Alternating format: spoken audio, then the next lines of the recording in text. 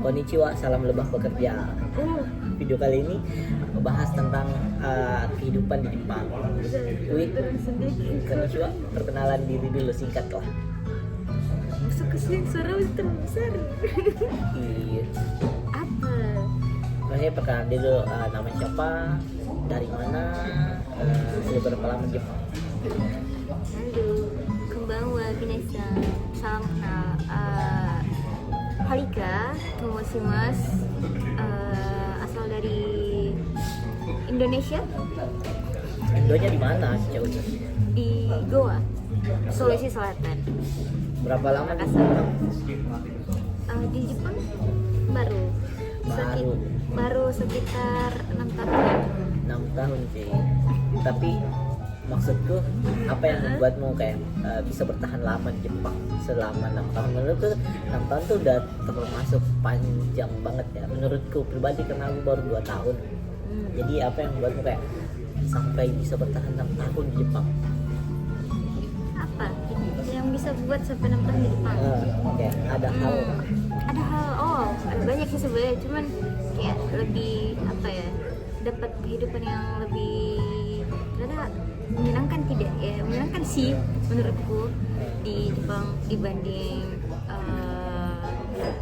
di negara aku sendiri. Karena mulai dari umur 20 tahun di Jepang, terus kayak masa-masa transisi remaja ke dewasa itu rasakan ya, kayak ternyata hidup di Jepang menyenangkan dan seenak itu ternyata ya dibanding di negara aku sendiri. Pertama ya kayak kehidupan secara ekonomi ya, itu pelan-pelan naik, yang mana kayak mungkin di usia aku yang sama seperti teman-teman di Indonesia mungkin, atau di zamanku pada saat itu di umur 20 tahun 2019 lah ya, 2019 pada saat itu mungkin anak-anak seumuranku belum bisa dapat penghasilan untuk dirinya sendiri, untuk biaya hidupnya sendiri dengan penghasilan yang menurutku itu sangat-sangat cukup untuk diriku sendiri ya. Itu dan sampai sekarang keterusan kayak memang bisa dapat kehidupan yang menurutku standar ke atas di negaraku sendiri. berarti. Tapi efeknya selama tinggal di Jepang tuh berefek dari segi ke ekonomi sendiri sama keluarga nggak selama 6 tahun? Ya, iya sih. Berubah. Ya, untuk diriku sendiri dan untuk keluarga aku ya berubah. Yang paling penting sih kayak apa ya, berubahnya tuh pada lebih ke diriku sendiri sih.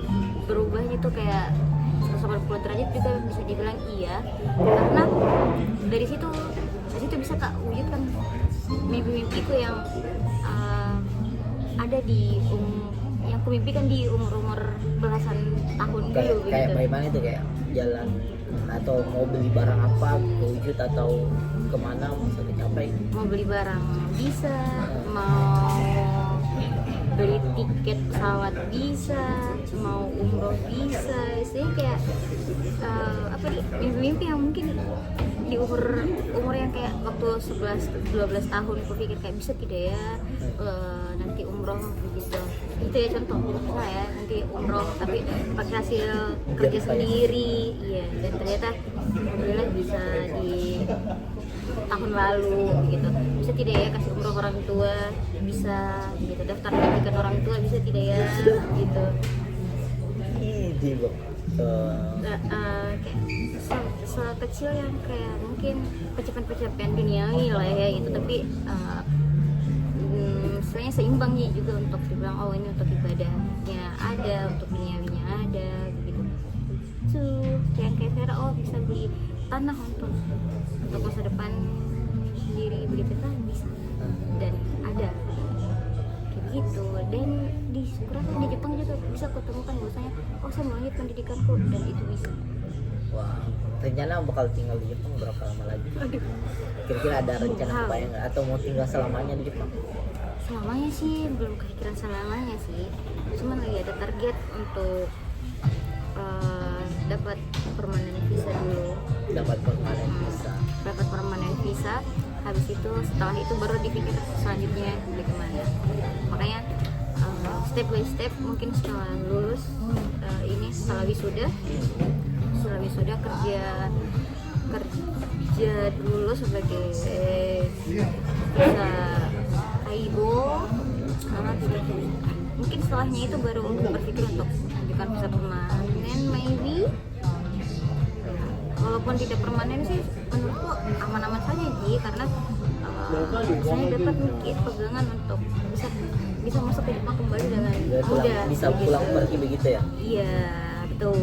Gitu. Kira-kira di Jepang segi kehidupan masih worth it nggak? Dari segi ekonomi, kehidupan, atau jalan-jalan ke Jepang masih worth it nggak?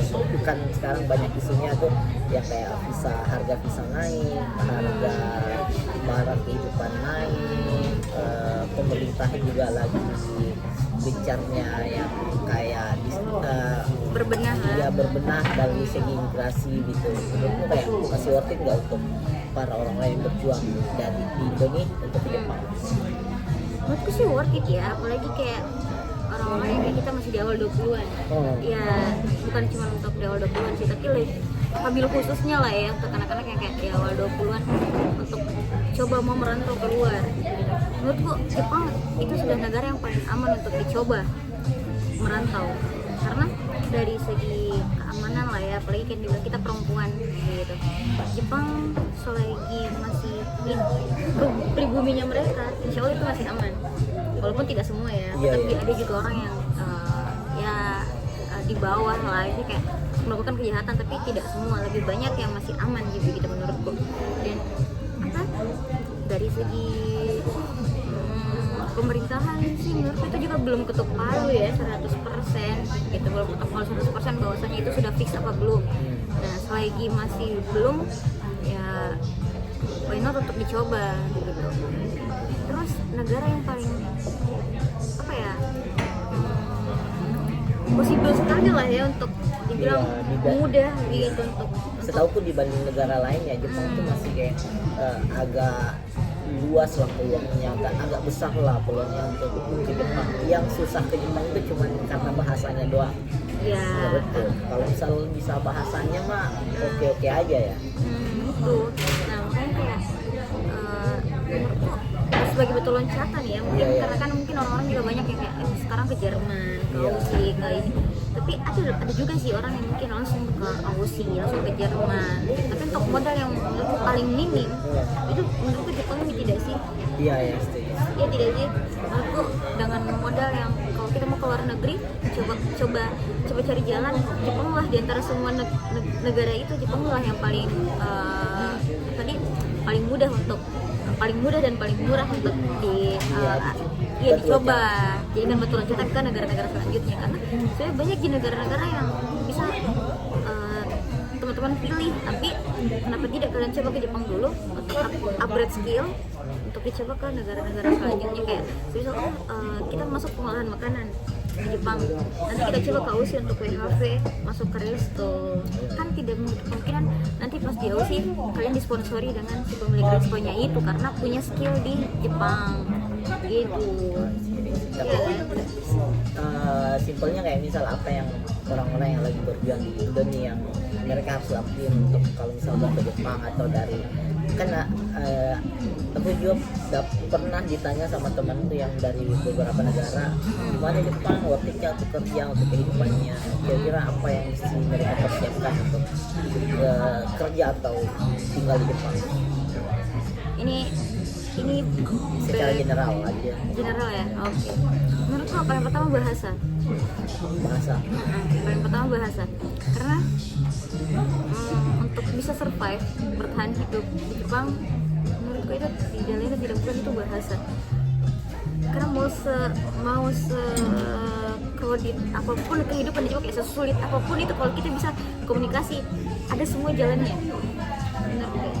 Menurutku, karena ketika misalnya ke kantor kelurahan, urus perpanjangan daripada visa dan lain-lain, itu pasti kita butuh yang namanya surat persyaratan kayak Jumiho dan lain-lain. Itu kalau mungkin masih awal, apalagi visanya langsung ke Gino yang semua mandiri ya, itu semua mandiri, pasti kayak kita urus semua itu sendiri, dan kalau kita tidak bisa bertanya, ya apa yang mau dilakukan gitu ya. Ya orang-orang kayak ada juga translate, ya iya, tapi kalau tidak ada keberanian untuk bicara, Betul, setuju. tidak keluar juga kan, sama kayak teman-teman kayak yang mau ke Jepang penting sekali upgrade skill bahasanya, karena mau dari Jepang ujung atas sampai ujung bawah kalian itu jalan kalian itu tidak bakal tersesat sih kalau kalian bisa yang namanya bahasa Jepang. Dan itu lebih enak sekali kerjaan kalau kita bisa bahasa Jepang, karena ketika kita tidak bisa dan tidak mau kerja itu sampai ada ya beberapa mungkin kayak Kak, tapi kan banyak konten yang orang Jepang ternyata tidak se itu tidak se apa ya istilahnya tidak seenak itu jadi diajak untuk teamwork begitu ya. Iya. You know? Ada kan banyak sekarang konten-konten yang seperti itu ya teman-teman. Nah, jadi ketika kalian bisa bahasa, kalian bisa ikut argumen di dalam situ gitu.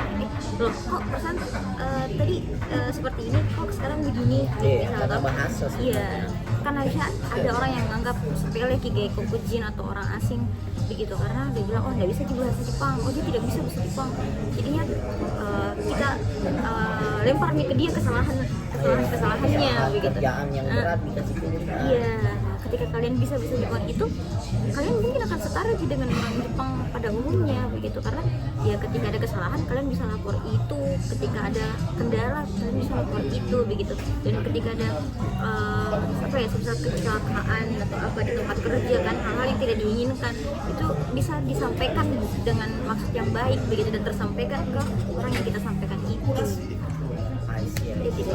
Kira-kira ya jadi ya udah ada gambarannya untuk kerja ke Jepang ya. Balik lagi ke topik ini, topik pribadi, kayak ada nggak yang kayak dulu waktu di Indonesia melihat orang-orang yang kerja di luar negeri atau yang wisata ke negara-negara yang kayak nanti kalau udah besar atau udah lulus SMA mau dilakukan dan sudah dilakukan sekarang. Kayak saya kan dulu kayak sudah kan lihat salju kayak gimana sih, jadi main salju kayak gimana sih. Sudah main salju? Maksudnya belum main tapi udah pernah ngerasain oh ini ya namanya salju terus ini. Ada nggak? Ada. Apa tuh? Menurutku banyak sih, karena rasanya kayak anak-anak kayak kita dulu pasti banyak sekali muter tidak sih? Kalau saya sampai sekarang tuh kayak ngerasa di sini tuh kayak mimpi gitu. Kalau saya sampai sekarang ya kayak, bahkan tuh hal-hal kecil kan saya bisa nggak ngomong kayak terima kasih atau minta tolong ke orang Jepang secara sederhana itu suatu kebahagiaan tersendiri untukku. Kira-kira ada nggak sekarang yang kayak dulu tuh mau banget nanti kalau sudah besar atau sudah bisa yang tercapai sekarang? Hal kecil lah ya. Iya. Hal kecil yang menurutku juga menurutku mungkin di luar kayak mungkin hal yang paling pertama itu adalah ketika kuliah apa ya, omku itu merantau ke Jakarta dari lulus SMA atau kuliah semester berapa gitu, merantau ke Jakarta, dan dia kayak pulang ke rumahnya itu cuman beberapa tahun sekali gitu kan. kayak wow gitu ya. Iya, pulang ke rumahnya beberapa tahun sekali, dan ketika pulang kita kayak senang ketika dia pulang. Kita senang ketika omku itu pulang begitu, dan kita kumpul. Terus ketika dia kumpul kayak kita semua ini sepupu-sepupunya kayak dikasih sangu gitu, you know? Iya, Kayak dikasih jajan gitu, walaupun itu tidak banyak, tapi pada saat waktuku SMP, SD itu rasanya kayak senang gitu. Oh iya. Senang karena dikasih uang gitu. Sumpah nggak ngerasain sih. Ya, karena dikasih uang, dan kayak dia siapkan memang uang berapa kayak 5.000 gitu toh, dan itu uang baru. 5.000 uang baru. Kalau dapat anak-anak sekecil kita dapat uang baru itu kayak senang tidak? Terus saya kayak tidak mau aku belanja gitu, mau aku simpan.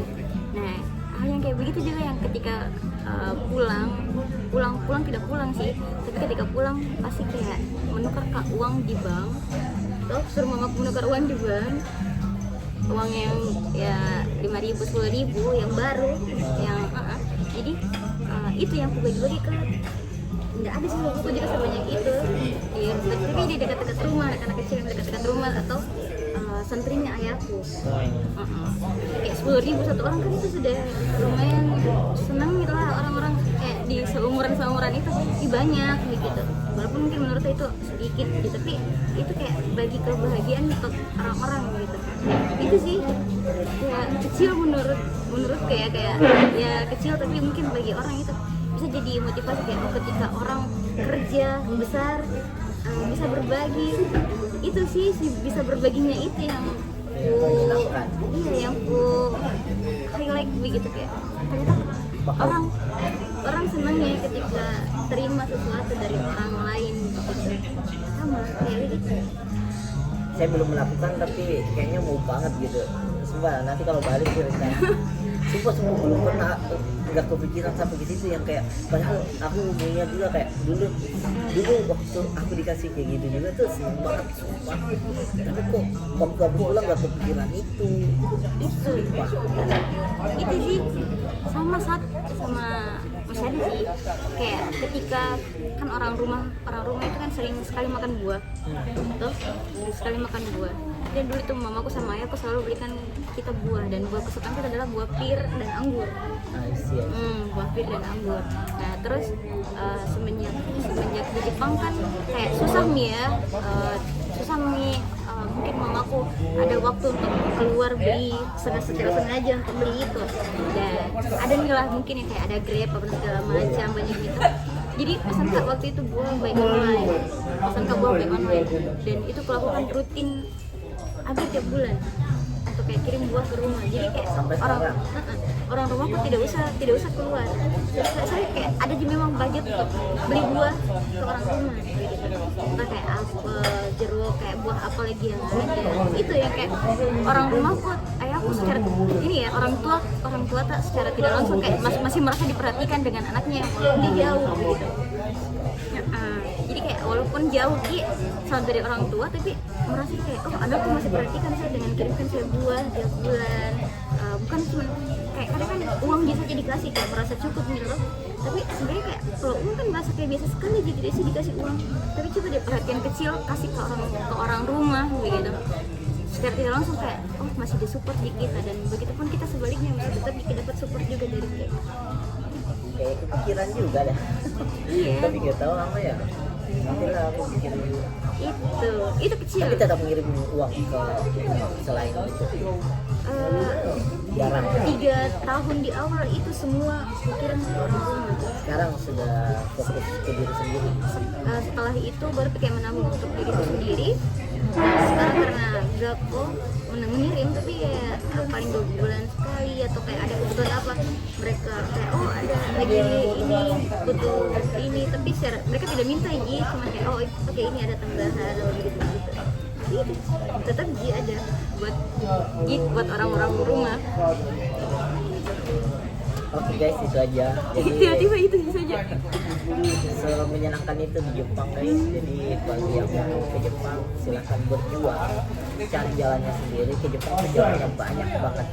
Jadi pesan saya adalah semakin banyak informasi yang kalian dapat dan maksimalkan usaha, maka semakin murah ke Jepang. Bahkan ada yang gratis. Tapi semakin mau simple, mau segala diurusin, nggak mau ribet, itu semakin mahal biaya yang mesti kalian harus keluarkan.